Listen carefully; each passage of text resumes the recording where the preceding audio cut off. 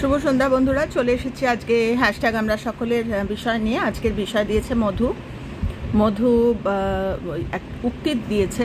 উক্তিটা হচ্ছে, আমি হাওয়ার মুখ পরিবর্তন করতে পারি না, কিন্তু পালের সামঞ্জস্য রেখে গন্তব্যে পৌঁছানোর চেষ্টা করতে পারি। মানে জীবনে ব্যালেন্সের কথা বলেছে। তো একদম সত্যি কথা। এটা আমাদের মানে কি বলবো, একেবারে জীবনের কথা, যে হাওয়ার রুখ তো আমরা চেঞ্জ করতে পারি না। হাওয়া প্রতিকূল অনুকূল যেরকমই হোক না কেন, আমরা কিন্তু আমাদের জীবনটাকে ব্যালেন্স করে চলতে পারি।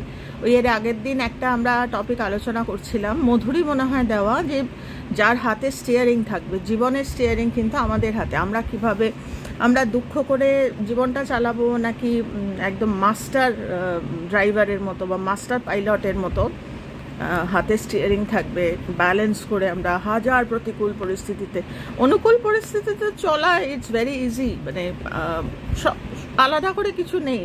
যার কাছে সব আছে তার তো নর্মাল একটা ড্রাইভ, যার হাওয়া, যার জিনিস পেট্রোল গাড়িতে বা গন্তব্যস্থির সব ঠিকঠাক আছে, তার তো চলার কোনো অসুবিধা। কিন্তু প্রতিকূল পরিস্থিতি, হাওয়ার রুখ যখন, হাওয়ার মুখ অন্যদিকে, আমি যেতে চাইছি অন্যদিকে, তখন ব্যালেন্স করে চলাটা কিন্তু খুবই মানে টাফেস্ট। তো ওই ভালো ড্রাইভার না হওয়া, আমরা ছট করে ছেড়ে দিই, মানে পারবো না বা এটা হবে না, আমরা বোট চেঞ্জ করে ফেলি, বা আমরা জীবন মানে কি বলবো, এটা ভাল লাগছে না, এটা আমার জন্য মিসফিট। বা এর আগের দিন যেটা বলছিলাম, যে টক্সিক কাউকে বলো না। আমরা ছোটবেলায় কোনোদিনও শুনিনি কোনো মানুষ টক্সিক হতে পারে।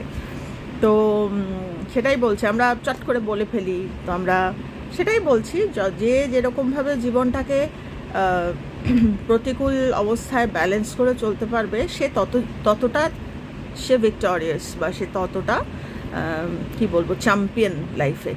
তো আমার জীবনে এরকম প্রচুর হয়েছে, এবং এটা তো একদম সত্যি কথা, এটা নিয়ে আলোচনা করার কিছু নেই। কেননা যে যত ব্যালেন্স করবে সে তত তার ওয়ার্দি অফ লাইফ। মানে বাচ্চার কাছে আমার মা বেস্ট, বরের কাছে আমার বউ বেস্ট, মায়ের কাছে আমার সন্তান বেস্ট, বা বোনেদের কাছে আমার দিদি বা বোন বেস্ট, ভাইয়ের কাছে দিদি বেস্ট, এরকম। তো সেইটা কিন্তু এই জীবনটাকে ব্যালেন্স করে চলা, এটা আমার মনে হয় একটা নেশার মতো। মানে একবার যদি এই নেশার লাত লেগে যায়, বলে না, ওরকম যদি একবার নেশা হয়ে যায় যে আমি বেস্ট ড্রাইভার হব বা আমি বেস্ট হব, এবং সেটা সবসময়, ওই যে বললাম, সবসময় যে অনুকূল হয় তা না, অনেক সময় প্রতিকূল হয়। তো আমার জীবনে তো মারাত্মক মানে প্রতিকূল কাকে বলে আমি দেখে নিয়েছি, এবং প্রচুর কথা শুনেছি, প্রচুর। মানে নিজে পছন্দ করে বিয়ে করেছি, তারপরে বিভিন্ন রকম স্ট্রাগল। তো এটা তো বোঝাতে পারি না যে জীবনটা তো মানে প্রি প্ল্যান্ড। মানে আমার কার্মিক প্যাটার্নটাই এরকম, যে আমার এখানে না হয় অন্য কোথাও বিয়ে হলে আমার এই প্রতিকূল পরিস্থিতিগুলো হতো। মানে এরকম কোনো গ্যারেন্টি নেই যে আমার এখানে না হয়ে ওখানে পছন্দ মতো হতো, বা ওখানে না হয়ে এখানে হতো, এরকম তাহলে আমার জীবনটা একেবারে তা নয়। যা যা কিছু আমার জীবনে হচ্ছে, যেটা অনুকূল, যেটা প্রতিকূল, প্রত্যেকটা আমার হওয়ার ছিল। তো এইটা যদি আমরা জানতে পারি না, আমার মনে হয় যখন আমরা দেখব যে আমাদের কাছে আর চয়েস নেই, আমাদের ব্যালেন্স করতেই হবে। যাদের কাছে জীবন অনেক চয়েস দেয়, সেক্ষেত্রে আমরা ভুল কর্মটা করে ফেলি। তো জীবনে ওই জন্য মাঝে মাঝে না সাফারিংটা দরকার। তো আমি একটা ঘটনা তোমাদের, প্রচুর ঘটনা, যা সব ঘটনা তো ওরকম বলা যায় না, তো একটা ঘটনা তোমাদের বলছি, যে হাওয়াটা একদম অন্যদিকে, কিন্তু জীবনটাকে ম্যানেজ করে গন্তব্যে পৌঁছতে হবে। তো গন্তব্যটা কি সেটা বলছি, যে আমার হাজব্যান্ড একটা খুব বড় একটা অ্যাওয়ার্ড পাবে। তো সেটা একদম আচমকা ঠিক হয়েছে, এবং আমরা তখন মধ্যপ্রদেশে থাকতাম। মধ্যপ্রদেশ থেকে আমাদের এখানে আসাটা হঠাৎ ঠিক হয়েছে। দেখো কীরকম, মানে সবগুলো কীরকম, যে কোনোটাই আমাদের হাতে নয়। মানে আমাদের আসাটা, মধ্যপ্রদেশ থেকে এখানে আসাটা হঠাৎ। তারপরে আমাদের একটা প্রপার্টি নিয়ে একটা গন্ডগোল ছিল, সেটা হঠাৎ। যে আমাদের চিঠি এলো বাড়িতে, যে মানে দুটো, একটা হচ্ছে মানে ওই ফাইনাল না হওয়া অবধি আমরা বাড়ি ছেড়ে মানে সম্পত্তি ছেড়ে আমরা যদি চলে যাই আবার, তাহলে আমি সবটা এরকম বলতে পারছি না, তবে হ্যাঁ একটা মারাত্মক বেহাত হয়ে যাওয়ার একটা ব্যাপার, একটা মারাত্মক একটা ছিল। তো সম্পত্তি থাকবে, মা বাবার একটা মাত্র ছেলে, মা বাবা বড্ড কষ্ট করে সম্পত্তি ছেলের জন্য নিয়ে রেখে গেছে, এবং সেই সম্পত্তিটাকে বজায় রাখা, সেই সম্পত্তিটাকে সমস্ত প্রতিকূল পরিস্থিতির থেকে রক্ষা করা, এটা ছেলের বউয়ের দায়িত্ব। তো আমাদের এক জ্ঞাতি পিসি, মানে জ্ঞাতি মানে একেবারে নিজের মতোই, কিন্তু রক্তের সম্পর্ক ছিল না, উনি আমাদের বললেন যে যা ভুল মানে মানুষ করে অনেক সময় হিট অফ দ্য মোমেন্টে, সব কথা তো বলা যায় না, এই ভুলটা তোরা করিস না, এই বাবা মায়ের এই সম্পত্তি এটা বাবুনের জন্য রেখে গেছে, এইটা তোরা রক্ষা কর, রক্ষণাবেক্ষণ কর।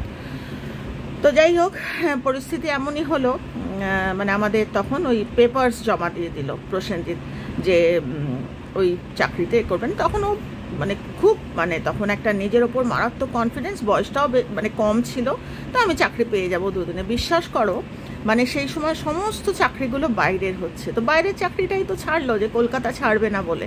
কলকাতায় কিছু হচ্ছে না বেশ অনেক মাস, ততদিনে প্রপার্টির ওইটা চলছে, মানে কি যে সাংঘাতিক তখন টাইম, মানে পেপারসগুলো যে সম্পত্তিটাকে ঠিক মতো রাখার জন্য যা কিছু পেপারস, সেই পেপারস পাওয়া যাচ্ছে না, অনেক কাণ্ড, অনেক। আমার লাইফটা না ওই মানে বললাম তো, যাই হোক, তো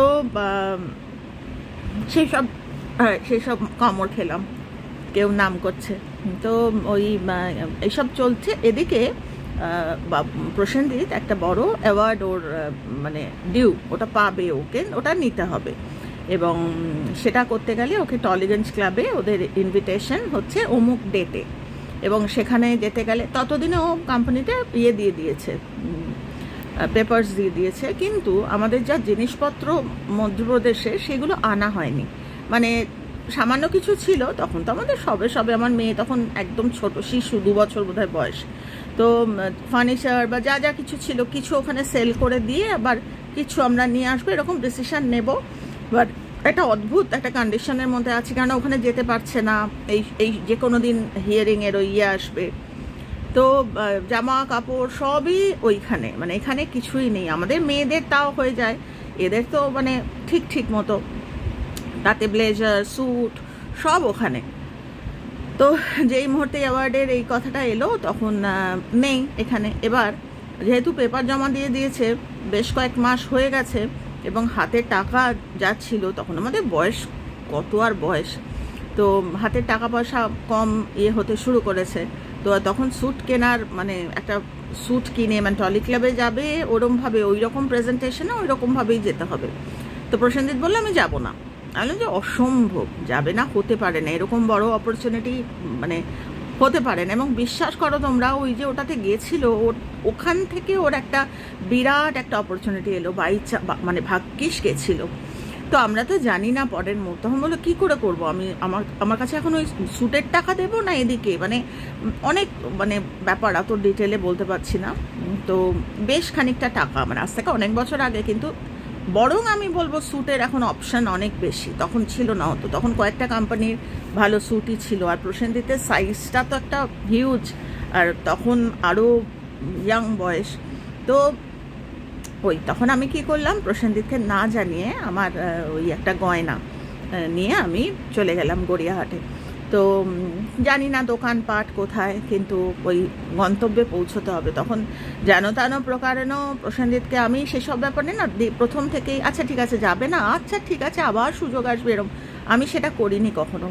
তো আসলে বন্ধুর মতো ছিলাম, তো একবারও ভাবিনি যে নিজের গয়না, এত পছন্দের গয়না একদম নিয়ে বগল দেওয়া করে ব্যাগ, মা বলছে কোথায় যাচ্ছিস, আমি একটু কাজে যাচ্ছি, মাকেও তো বলা যাবে না, কেননা বলতে চাইছিলাম না মাকে। তো মেয়েকে মার কাছে রেখে এখনও জায়গাগুলোর নাম মানে জায়গাগুলো মনে পড়ে। তো আসলে গড়িয়াহাটে একটা সময় কলেজ লাইফে থাকতে প্রচুর দোকানপাট দেখেছি, না কোনোদিনও এরকম হবে বুঝতে পারিনি। তো নাম বলছি না, বহু প্রাচীন একটা দোকান, মানে সেটা হচ্ছে ওই তোমাদের বিজন সেতু যেখানে কমপ্লিট হলো, কোনো বড় দোকান নয়, মানে ছোট দোকান, মানে পাড়ার যেরকম ছোট্ট দোকান হয় সেইখানে গেছি। দিয়ে এবার বিজন সেতু যেখানে শেষ হয়েছে, মানে টুয়ার্ডস গড়িয়াহাট, ওইখানে দোকানটা।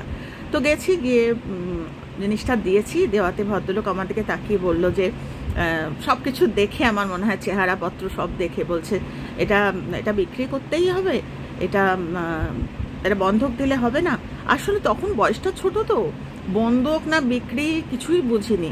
তো আমি বললাম যে বন্ধক দিলে কি মানে, তখন বলে এই টাকা। যে না, আমার ওই টাকাতে হবে না। মানে বলছি তো এখন সোনার ভ্যালুয়েশন আর তখন কত কম। মানে তোমরা আমার হাসি দেখে যেও না, খুবই কষ্টের সেই সময়টা যে গয়না করে। কিন্তু গয়নার আমার শখের জিনিস ছেড়ে আমি প্রসেনজিৎকে দিলে ও একটা, তো যাই হোক। তো ভদ্রলোককে বললাম যে না, আমার একটা আচমকা প্রয়োজন হয়েছে, তো আমার এই টাকাতে হবে না, মানে বন্ধকের টাকায় আমার হবে না, বিক্রি করলে কত পাবো? তখন বলছে এইটা পাবেন, বিক্রি করে দেবেন, এত ভালো জিনিসটা। আলো হ্যাঁ আমার। তো যাই হোক, ভদ্রলোক ভিতরে নিয়ে গেলেন, নিয়ে গিয়ে জিনিসটা দিলেন। তো যেটা আমি ভেবে বেরিয়েছিলাম তার থেকে একটু বেশি পেলাম। তো নাচতে নাচতে বাড়ি এলাম। বাড়ি এসে মানে কোনো দিনই না আমাদের এই প্রতিকূল পরিস্থিতি এত দেখেছি না, এত দেখেছি। আর এটা তো আমার নিজের, বলার কেউ নেই। তো প্রসেনজিৎকে বলতে, প্রসেনজিতের মনটা খুব খারাপ হয়েছে। অম্পু তোমাকে আমি আবার করে দেবো, এই সে। এলাম দেখো ওরকম কোনো ব্যাপার নেই। তো সিনেমার ডায়লগ দিলাম, আমি তো চিরদিন সিনেমার খুব তো এখনও আমরা আলোচনা করি ওই সব।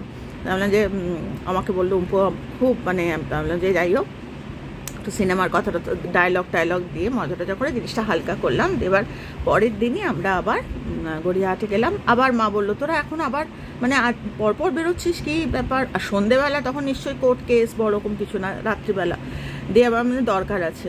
তো পরবর্তীকালে মা সবই জানে। তো দিয়ে এবার আমরা ইয়েতে গেলাম, যতদূর আমার মনে হচ্ছে রেমান্স থেকে বোধহয়, তখন ফিক্সড কতগুলো কোম্পানি ছিল। তো গড়িয়াহাটে ট্রায়াঙ্গুলার পার্কে শোরুম থেকে আমরা ভালো একটা এরকম ব্লেজার নয়, পুরো স্যুট একটা কেনা হলো। তারপরে তো ওই ফাংশন এলো, এই সেই খুব বড় অপরচুনিটি, ভীষণ ভালো, মানে প্রচুর একটা বিরাট একটা সুযোগ। সেদিন মিস করলে মারাত্মক একটা হতো।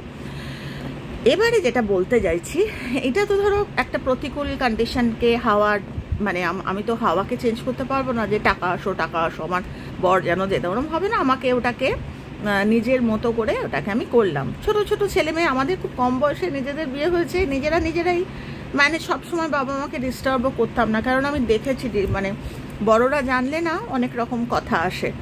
তো যাই হোক, দিয়ে এবারে কী করলাম, ওই যে গয়নাটা বিক্রি করেছিলাম, তখন ছোট ছিলাম, বয়স কম, আমার মেয়ের তখন 2 বছর মতো বয়স, আমার কত বয়স হবে তখন বুঝতেই পারছো, খুবই ছেলে মানুষ।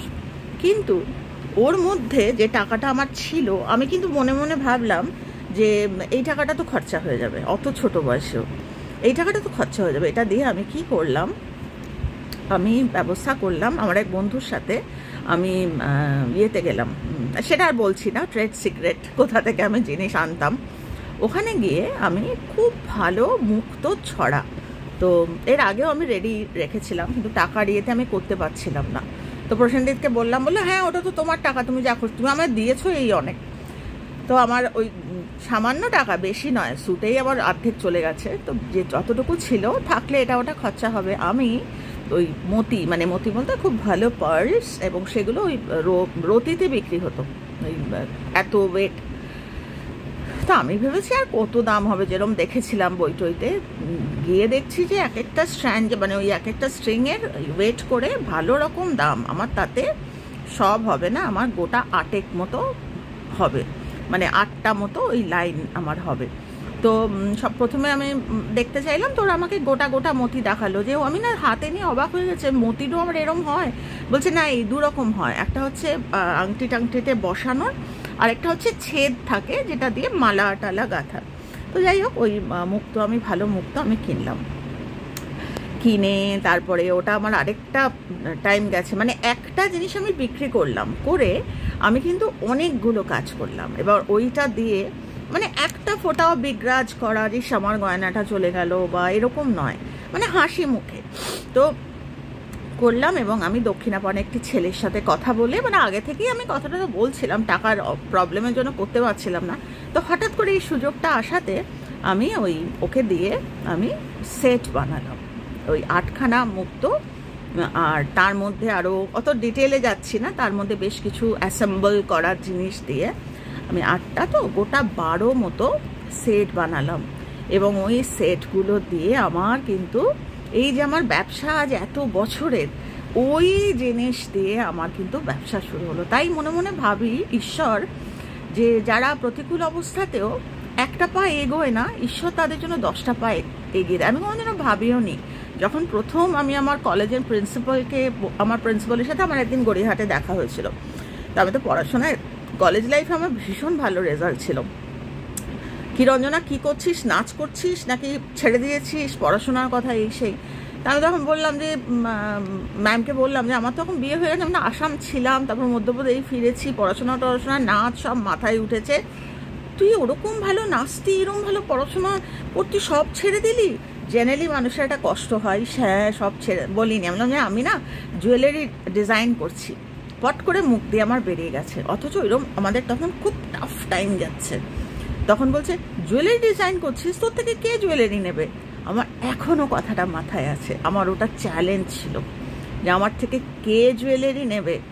আজকে তো তোমরা দেখতেই পাচ্ছ আমি বম্বেতে কিন্তু প্রাইজ পাওয়া, মানে কি বলবো, মানে এখানে আমি আরেকদিন তোমাদের সেই গল্পটা বলবো এই ডিজাইনিংয়ের জন্য। তো সেটাই বলছি যে জীবনটা পুরোটাই কীরকমভাবে স্ট্রাইভ করছি আমরা, জীবনটা পুরো। এই যে আমি এখনও তোমাদের সাথে কথা বলছি, আমি কিন্তু মারাত্মক ঝড়ের মধ্যে দিয়ে আমার জীবন যাচ্ছে, মারাত্মক। আমাকে দেখে বুঝবে না কেন কি আমি যে ওই ঢাল চালাতে না শিখে গেছি, বা পাল তো ধরো হাওয়ার ইয়েতে উড়বে, আমাকে ব্যালেন্স করতে হবে হালটা। ওই হাল যদি আমি গান গেয়ে গিয়ে ব্যালেন্স করি, জীবনের হাল, আগেকার দিনে না সেই ভাটিয়ালি, সেই নৌকোয় মাঝিরা, ওরা কিন্তু খুব ঝড়ের মধ্যে পড়লেও ওরা কিন্তু একদম ইয়ে হয়ে যেত না, মানে নর্মাল প্যাসেঞ্জাররা যেন ভয় পেয়ে যেত বা কিছু, তারা হতো না। ওরা কিন্তু গান গাইতে গাইতে সুন্দর, কেন ওদের এক্সপিরিয়েন্স ছিল। তো আমাদের লাইফটাও ঠিক তাই, কারণ যদি ভয় না পেয়ে প্রতিকূল পরিস্থিতি, দেখো অনুকূল পরিস্থিতি নিয়ে কথা বলে লাভ নেই। অনুকূল থাকবে, লাইফ চলবে, হাওয়া নিয়ে চলবে, সেটাতে কোনো মানুষকে শেখানোর কিছু নেই। কিন্তু যদি প্রতিকূল পরিস্থিতি হয়, আমি কি করে ওই প্রতিকূল পরিস্থিতি থেকে বেরিয়ে আমি একটা কনস্ট্রাকটিভ মানে জিনিস নিয়ে আমি গন্তব্যে পৌঁছেছি। আমি যখন গন্তব্যে পৌঁছেছি ততক্ষণ আমার এতটা এক্সপিরিয়েন্স আমি গ্যাদার করে নিয়েছি যে মানুষকে আমি শেখাতে পারছি যে জানিস ওই সময়টা আমি ওই কটা টাকা বেঁচেছিল, সেই টাকাটা 2 সেকেন্ডে খরচা হয়ে যেত না করে আমি কিন্তু অপেক্ষা করিনি, ওটা আমি ঠেম করে ঢেলে দিয়েছিলাম। দিয়ে আমি তারপরে একটা করে বলেছিলেন উনি, ম্যাম আমাকে বলেছিলেন গয়না যেটা তুই করতে পারিস সেটা ছেড়ে দিয়ে তুই এখন গয়না বানাস। আমি গয়না বানাই না, মানে গয়না এরকম আমি আর বলিও নি, কন্টিনিউ করিনি। তো ওটা আমার কাছে একটা মারাত্মক যে করব, আমি নিশ্চয়ই করব। তা আমি খুব লেগে থাকি যতক্ষণ না গন্তব্যে পৌঁছচ্ছি। আর একটা মারাত্মক, সেটা হচ্ছে আমার লাইফ নিয়ে খুব একটা আফসোস করা। আমার মনে হয় যে এই প্রতিকূল পরিস্থিতিটা ঈশ্বর দেন আমাদের শক্ত হওয়ার জন্য। তো সেটাই বলছি, হাওয়া যেদিকেই এগোক না কেন, আমার যদি মাইন্ডসেট থাকে আমি গন্তব্যে পৌঁছবো, আমি কিন্তু পৌঁছবো এবং সেই গল্প আমি কিন্তু মানুষের সাথে শেয়ারও করতে পারবো। তো যাই হোক, আজকে সবাই যখন বলে, আমার এক খুব ছোটবেলার বন্ধু, মানে আজকে কথাটা উঠলো বলে বলছি, এগুলো কোনোদিনও আলোচনায় জীবনের মানে গর্ভে কত যে গল্প, কত যে কথা মনে পড়ে। তো আমার খুব ছোটোবেলার, খুব শিশু বয়সের এক বন্ধু, আমরা থ্রি মাস্কেটিয়ার্স বলতো, বা 2জন ছেলে আমি একটা মেয়ে। ত্রয়ী বলে একটা সিনেমা বেরিয়েছিল, তাতে মিঠুন চক্রবর্তী, দেবশ্রী রয়, আরেকজন ছিল, তার নামটাই মনে করতে পারছি না। ওই সিনেমাটা দেখে সবাই বলেছিল যে এদের মতো। তো আমরা 3জন ওরম বন্ধু ছিলাম। তো একজন এখন এখানেই থাকে ইন্ডিয়াতে, আর একজন বিদেশে থাকে। তো যাই হোক, এখন খুব একটা যোগাযোগ নেই। তো একজন একটু পরের দিকে বিয়ে করলো, ততদিন আমার বিয়ে টিয়ে হয়ে গেছে, মাম্মাম একটু বড়ও হয়ে গেছে। তো ও একটু পরের দিকে বিয়ে করলো। তো বউ নিয়ে আমি নেমন্তন্ন করেছিলাম কলকাতার বাড়িতে, তো এসেছিল বউ নিয়ে। তো আমার তো খুব আদরের, খুবই আদরের না, আমার অত ছোটোবেলার বন্ধু তার বউ। তো যাই হোক, আমার সাথে আমাকে বোধহয় খুব একটা ভালো লাগেনি তার।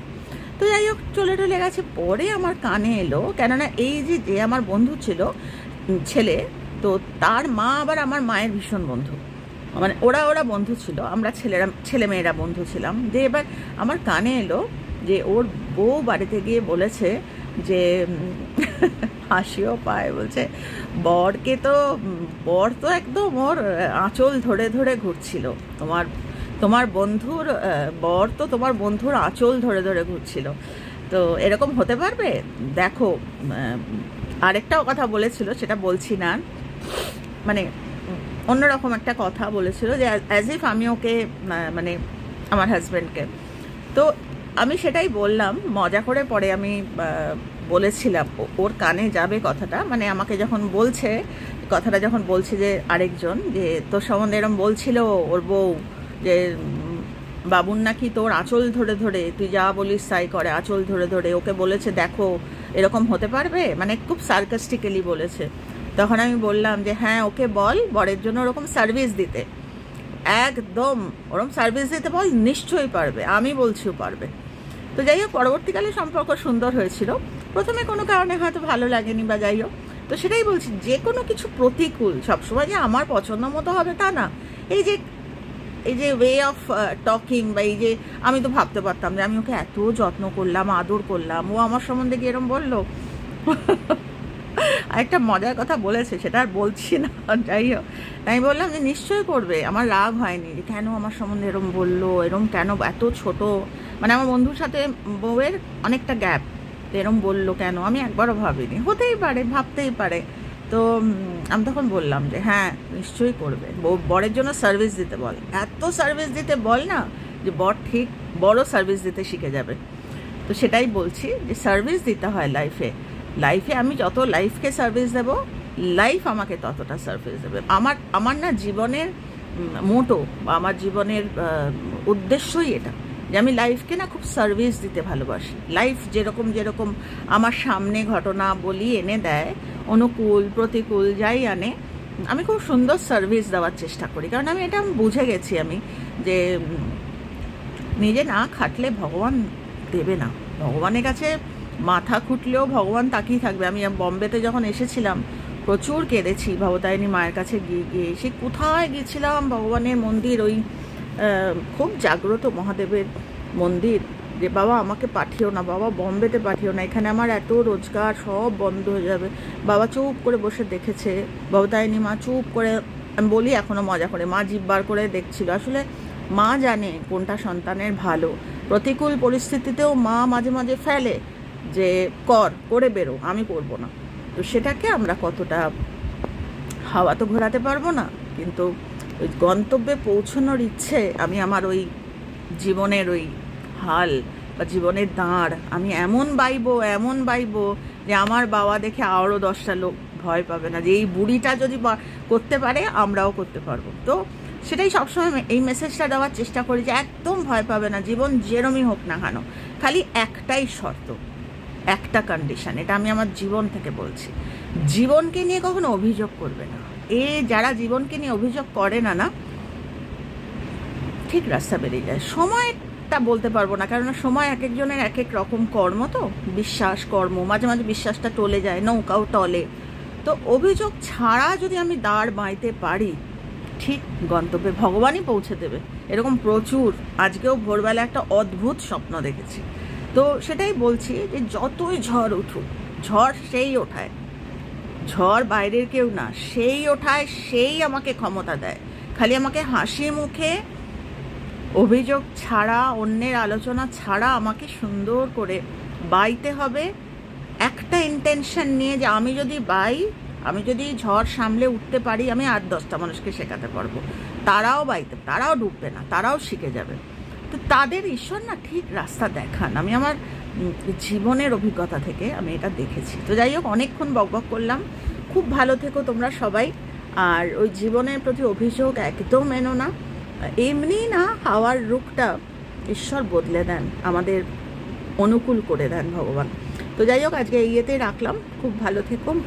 জীবনটাকে এত বড়, এত চিন্তাভাবনাটাকে এত বড়, তো করতে হবে আমাদের, এটাই হচ্ছে কথা। খুব ভালো থেকো তোমরা সবাই, আর যে যেখানে আছো ওই কজে থেকো। চলো টাটা।